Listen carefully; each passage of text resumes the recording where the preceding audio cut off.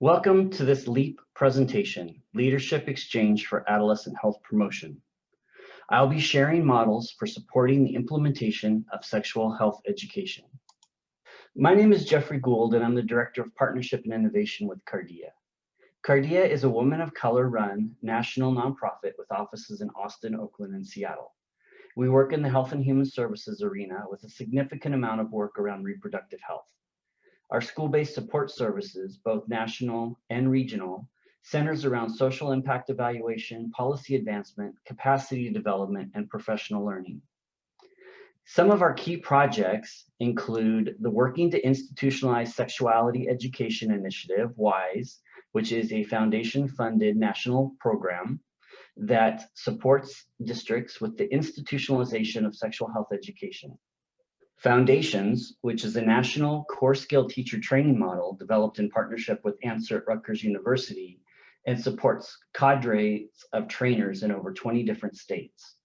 We also provide a series of curricula training and support, as well as consult on a number of state, local, and national projects. The information I'll be sharing will fall within the evidence-based pathways to policy and practice for sexual health education. We impact multi-tiers of implementation, including district level, which is policy and procedures, teacher and staff, which is professional learning and capacity development, parent community engagement, all which result in increased student access.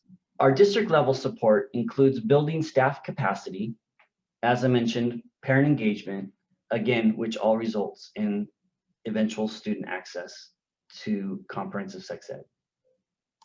To put this briefly in context, we support districts that are working within various levels of sexual health education policy.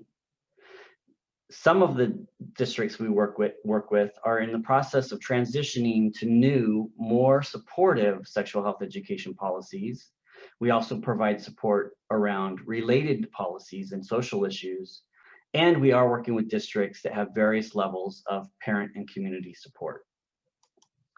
At the district level, our goals are to assist with the adoption and implementation of effective, comprehensive sexual health education policies, selection or development of evidence-informed programs and curricula, effective delivery of programs and curricula, which includes skill building, inclusivity, and equity-focused training, and supporting students, both in safe and supportive environments and sexual and health services, as is related to sexual health education. Our district level support consists of several strategies.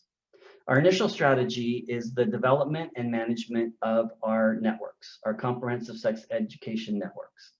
These networks originally started out as regional meetings supporting our County Office of Ed structure here in California, and have recently transitioned into a more statewide approach. The meetings are typically quarterly. They are targeted towards policymakers and implementers. They prioritize sharing challenges and successes related to sexual health education and related issues.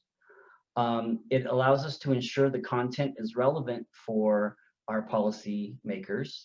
It also allows us to bring in various expertise on a variety of topics. We work closely to develop our agendas with the participants or the coordinators, and it all is focused on increasing institutionalization. Some of the content areas that we cover in these network meetings include an overview of law and policy, both sexual health education policy, and as I've stated, related policies such as LGBT inclusion, suicide prevention, human trafficking, sexual violence, a number of other issues that are closely connected to the sexual health education topic. We also cover a range of curricula and program offerings, talk about minor consent and confidential services, discuss LGBTQ+ issues and strategies for inclusivity. And more recently, we've also been working closely to show the clear connections between social and emotional learning, and also how that all links into multi-tier systems of support. These networks have proven to be very successful and popular with our districts, and they do require some management. Some of the challenges that we've experienced over time include adjustments needed to maintain engagement of the target audience, which is our policy developers. We have seen in some of our regional meetings where the teacher population or teacher participation has increased at these meetings, which can often decrease the amount of policy administrators that attend. And again, this is really focused on institutionalization. So we do really want to prioritize the folks that are making the actual decisions and affecting implementation at the district level. We've seen a transition to virtual meetings, of course, with the COVID response. Allows us to work in geographical areas that were presented difficulties in the past. And we're excited to see how that transforms in the coming years as a way to continue supporting school districts broadly. Our next strategy area is technical assistance, capacity development, capacity building. And this is a natural progression from our network meetings. As districts participate in our network meetings, become clear about what is required of them or what their options are in terms of offering comprehensive sex ed. Often they then want to have some more direct individualized support. Some of the activities that we do are school board presentations, assist with the selection of programs and curricula, assist with implementation planning, providing teacher training, professional learning, assist with parent engagement activities, help identify and link with student services, and then of course integrating comprehensive sex ed with other school-based initiatives. As I mentioned earlier, this includes social and emotional learning and MTSS, as well as other things, as again I mentioned earlier, like suicide prevention or other policies that are student health based that show clear connections with the sexual health education content. So some of the activities that we do as part of this is we initially start with an assessment of the individual district's needs. And from that, we develop a clear work plan, identifying who will take on the various roles. We provide concrete support if a district needs that. We also help identify additional support systems in the community. This is particularly relevant if we're working with school districts outside of our geographic reach, where they might want somebody who's a little bit more local, who can assist with professional learning or other activities, our parent engagement. So we work closely with other community partners, community-based organizations. And finally, the real focus of all of this work is, again, that institutionalization of really making sure that sex education is not something that's just kind of tagged on the outside and really only functional as long as there's a champion employed in key positions, but that sex ed is really seen as a more institutionalized aspect of education as part of the health and part of well-being of the students. Another strategy is the providing resources. As we work with school districts and identify their needs, they often need some support in identifying the resources that they can use, whether that be some of the curricula programs that we had mentioned, whether that be sample policies, whether that be tools or resources for their parents. So we are constantly gathering these items from just the work that we do with other districts and also in other communities that we participate in. Also, districts are often interested in research and data. So in California, we are participating in the Youth Risk Behavior Survey, California Healthy Kids Survey. So really connecting the districts with data to help them, again, institutionalize, but also understand the importance of this content area. And again, this all links back into the multi-tiered systems of support. We also often connect districts up with other mentor districts. So districts that we know are doing particular things very well and successfully. We will make sure that we can connect a district up so they can talk with their peers to strategize. And then finally, we provide a lot of tools. Some of the resources that we have, just a sample for you related to the district work that we do, is one, the WISE Toolkit, which, as I said, WISE, working to institutionalize sexuality education, the WISE initiative, is a national initiative. I think we're in 14 states at the moment, and we have a pretty large database of tools that different sites have created and utilized over the years, as well as a wonderful kind of model for looking at institutionalization. Also, there is a case study of our network meetings. So LFA, Learning for Action, an evaluation organization, did a little case study on our comprehensive sex education networks, interviewing a number of stakeholders as well as our internal staff. Came up this wonderful study of what our networks are, how they work, and what the participants find most useful in those sessions. Also, I've got a few links here on communities of practice, because again, as I said, those network meetings really benefit from a more of a community of practice approach, because districts really tend to stay more engaged when they're hearing from and learning from each other, as well as being able to share their successes and challenges. The next aspect of our approach is building staff capacity, so capacity develop. And we do this in a couple different ways. Of course, we offer teacher training, professional learning, that includes core skills. As I mentioned, the foundations training, which was developed in partnership with Answer at Rutgers, is the core training that we offer for teachers. We also provide training on a number of curricula. This will help teachers kind of walk through the curricula, answer questions about the content, address help support around any of the activities that might need to be implemented, and usually also kind of help address how to respond to questions within the context of the program that the district has chosen.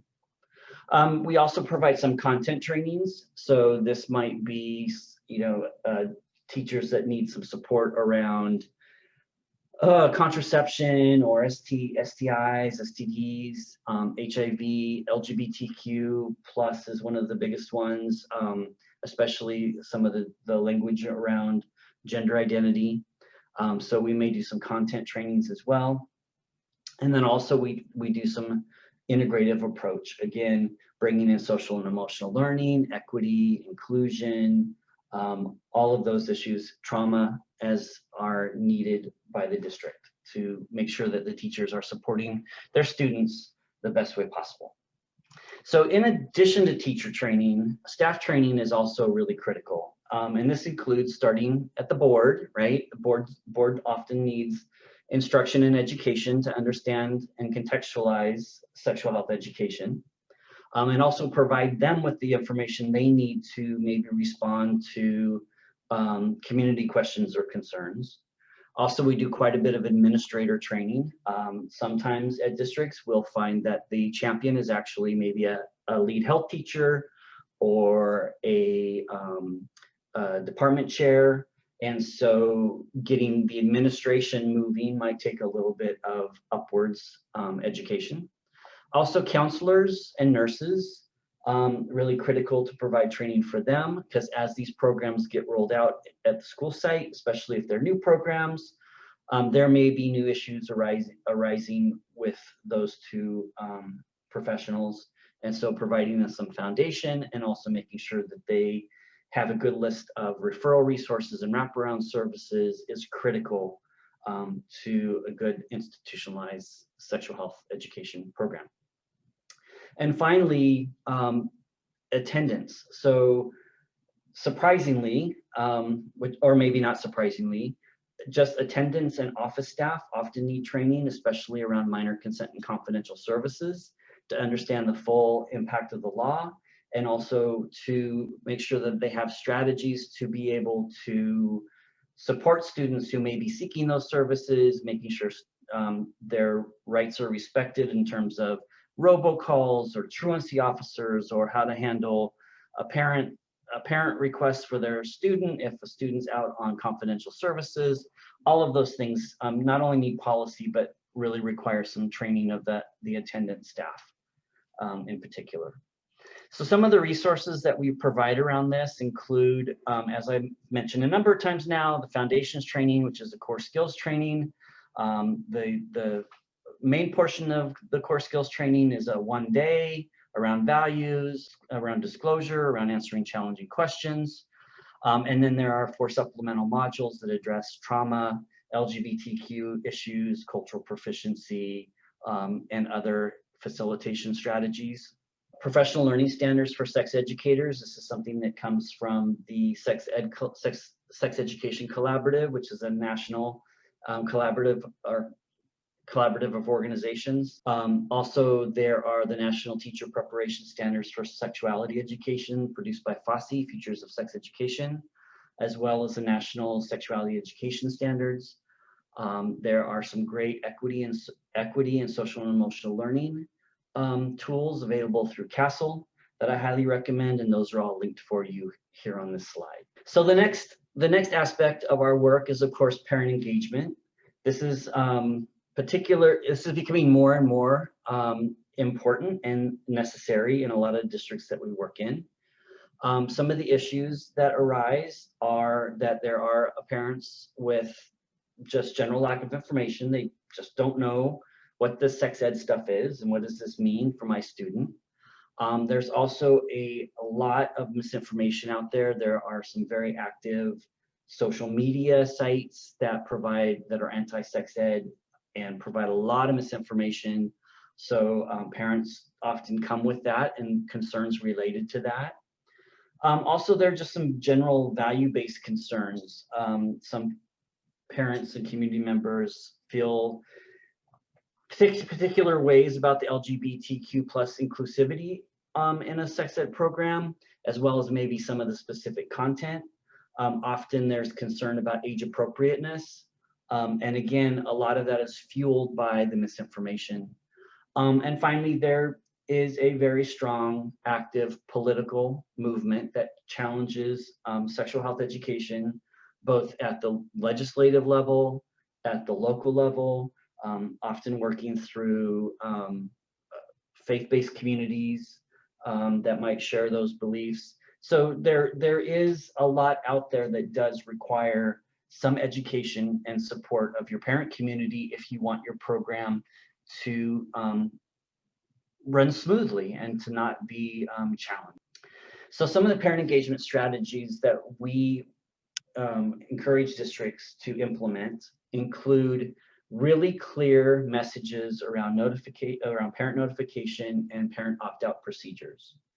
Often when I do a parent session, one of the first things I do is reiterate the fact that the district is required, in those cases where that's part of the policy, the districts are required to offer this program, but at the end of the day, parents are really the ones that will be making the decision on whether or not their student participates. In addition to that, we also offer parent information sessions, which tend to be, what is sex ed? Why is sex ed important? What are the laws or policies, either state or local? And what's the curriculum that's being used and what are your rights as a parent? So that's kind of a standard agenda for a typical information session. Also, we support districts around material review. Many of the states that we work in require that parents have a right, rightfully so, to preview material that will be taught in the classroom for them to make an informed decision. And so there are a number of ways to do that to best support that process.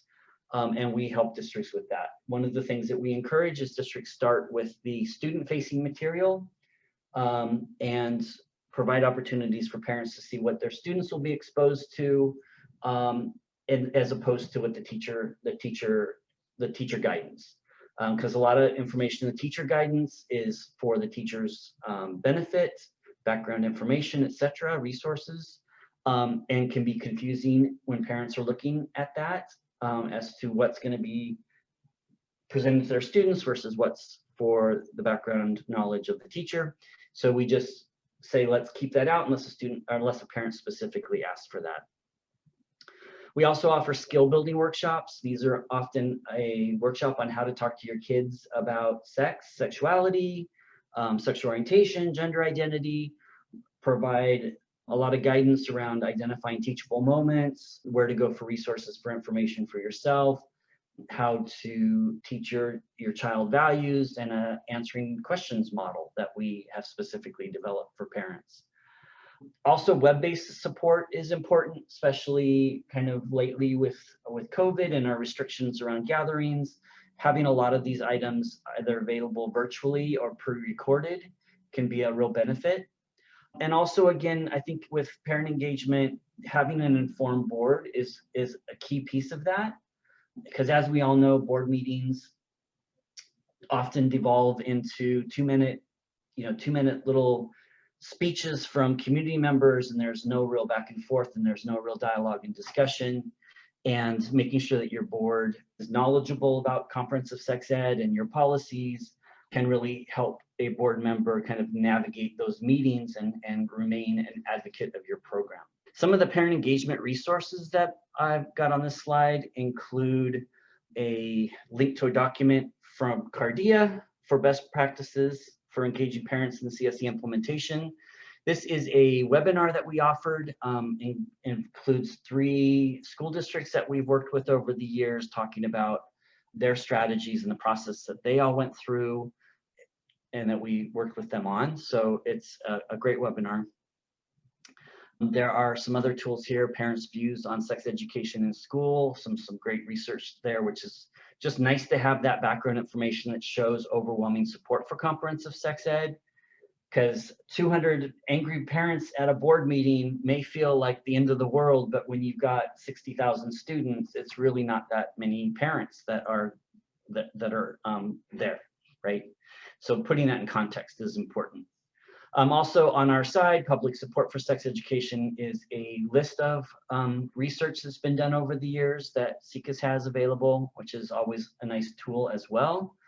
And finally, best practices for family engagement and sex education implementation, one of our WISE tools that's available. So all of this work that we do at the district level, supporting the district administrators and policy implementers, helping build the capacity of teachers and staff, helping support the parent community, all ideally results in student access to good comprehensive sex education.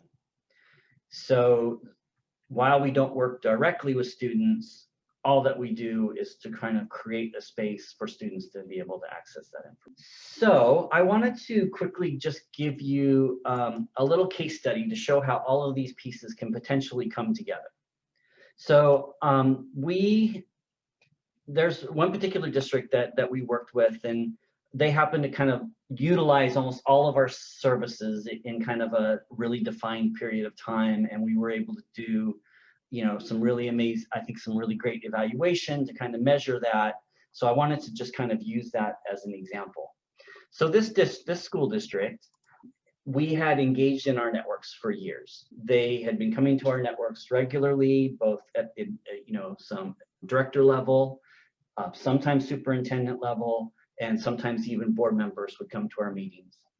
They were not providing comprehensive sex ed, or they were doing so in a very limited way, in part because they had tried to implement something under a previous policy and it didn't go well. And they, made the news, made the headlines, and decided back off a little bit. So they were interested, they were supportive, but they were a little cautious for fear of community reaction.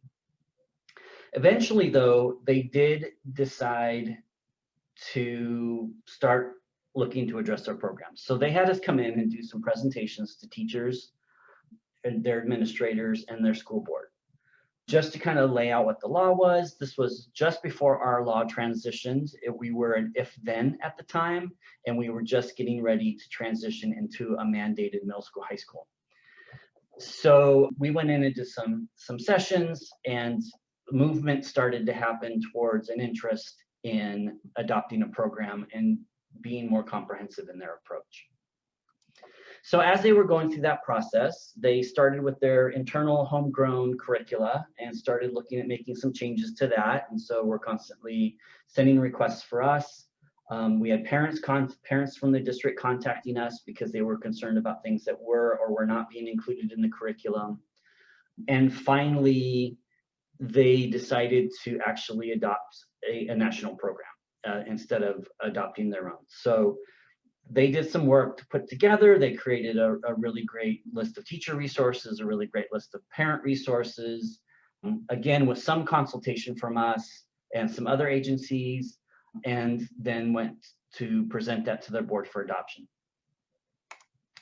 And of course, they had a great deal of parent resistance.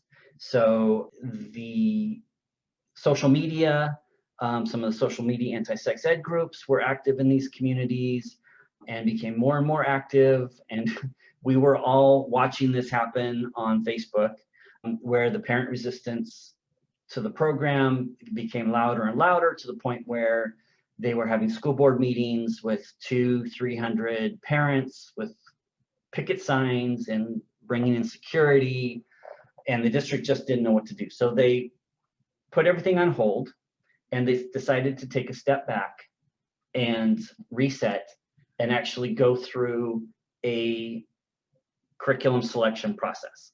And so at that point, they called us in to assist, because we had done this a number of times, including some fairly local districts who had also had a similar parent community response to their sex ed programs.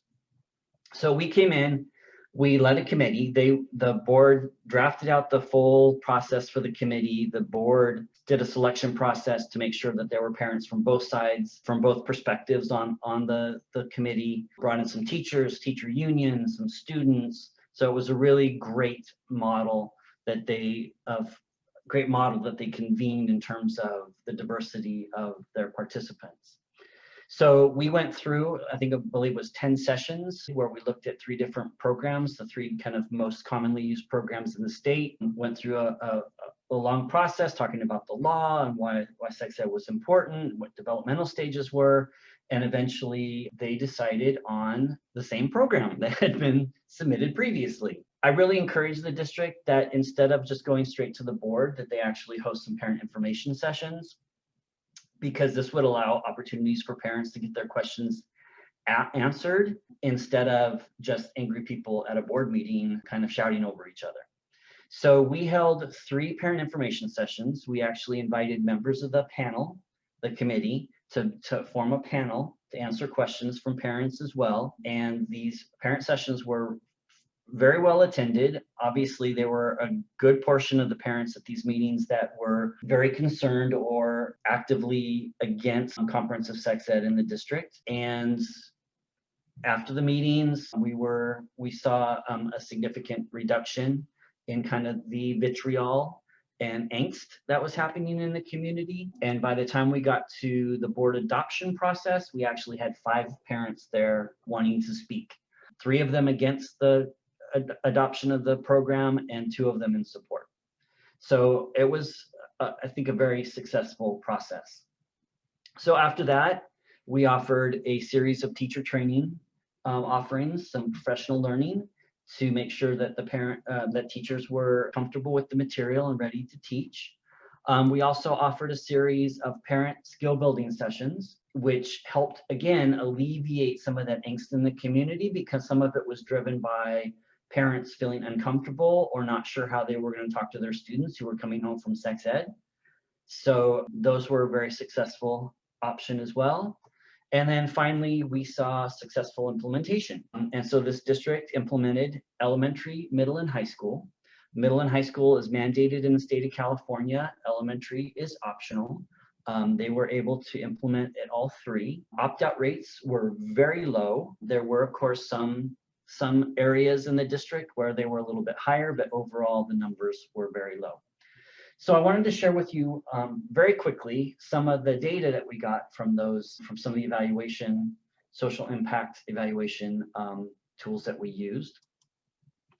So of the curriculum selection committee, as I said, it was made up of folks from various opinions around sex ed and also various levels of support for different programs. 100% of the task force participants said that they found that the task force met its objectives, whether that be a little to really well, the majority being really well, that everyone felt that the process was a good process. 82 of the respondents reported that they were satisfied or very satisfied with the content covered during the meeting. We saw a number of participants found that the topics that contributed to their decision-making process were understanding the law and also actually going through and reviewing curricula. One of the things I'll say that was the biggest note on this is some of the complaints they had about the program that had been originally adopted. When they actually looked at the other two programs, all of which were in compliance with our law, they really saw that they were all similar. So no matter what program they chose, they all dealt with the same content area. Also, 69% of the task force members reported that their top choice was chosen during the voting process. So 69 folks had voted, 69% of the folks voted for the program that was proposed and eventually adopted. And also 4 out of 5 respondents still felt comfortable supporting the curricula that was chosen, even if it wasn't their first choice. So that was nice to know that there was overwhelming support from the panelists. As part of the information session, 93 respondents felt that they were satisfied, very satisfied with the meetings, the information meetings. It doesn't mean that all of them were convinced to support the programs, but they were all, 93% were happy with the session itself. So 66% of the parents and caregivers reported that they were satisfied or very satisfied with the curricula the district proposed. So the district that was adopted, 66% of the parents attending the session after the session were supportive of the program. Also, parents reported that their knowledge changed from prior to, which is the gray circles on the slide here, to after, which is the dark blue. So their knowledge, their understanding of the topics increased, their comfort with the district plan increased, and their understanding of the school's role increased through the parent information sessions. Also, we asked if the parents wanted any additional support. 65% of them were interested in communication workshops for parents and children. And I just again want to reiterate that the majority of the parents that were attending these meetings were, for the most part, not supportive of either the curriculum or of sex ed in general. So it was this little snapshot, and also the majority of the parents attending these sessions were parents of elementary school students. And then finally, in terms of professional learning for the teachers, 98% of the teachers, after attending our foundations training, reported that they were satisfied or very satisfied with the training, and that they were either prepared or extremely prepared, the majority, 71%, to implement the curriculum. We also did an end of year implementation evaluation, and you'll see on the left hand of the slide, it just shows how experienced the teachers were in teaching comprehensive sex ed. So the majority of them, or the largest number, had 5+ years of experience. But you see here on the right side that their comfort level, their skills, and their content knowledge, where they rated themselves after teaching. So that's just a nice tool for us to use to identify additional training opportunities. And then finally, they were able to rate the curriculum. And so we have here indicators on the flow of the lessons, student engagement, time spent preparing, and overall satisfaction with the curriculum. And you can see that, majority at various levels, but the majority actually were satisfied or very satisfied at all those indicators. But again, it does show some area for some additional training or opportunities for supporting teachers. So with that said, I'm going to wrap up. Thank you all for listening to this presentation. I hope this was helpful. Again, my name is Jeff Gould. I'm the Director of Partnership and Innovation at Cardia. On this slide, you will see my contact information, as well as there's a QR code if you'd like to download my my digital business card. We're happy to answer any questions or share any of our resources with you all. And again, thank you all for this opportunity to share our process. Thank you.